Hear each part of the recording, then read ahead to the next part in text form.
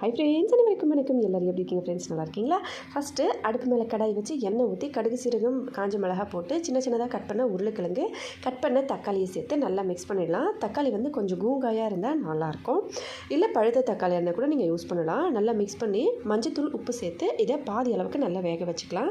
பாதி அளவுக்கு வெந்த அப்புறமா இதில் ஒரு மிக்சிங் சேர்க்கலாம். அது என்னென்னா எல்லா மசாலாமே ஒரு ஸ்பூன். நான் என்னென்ன சொல்கிறேன்னா அது எல்லாமே கடுகு சீரகம் காஞ்ச மிளகா வெங்காயம் இஞ்சி பூண்டு எல்லாத்தையும் சேர்த்து நல்லா அரைச்ச இந்த பேஸ்ட்டை வந்து இதில் ஊற்றிக்கலாம்.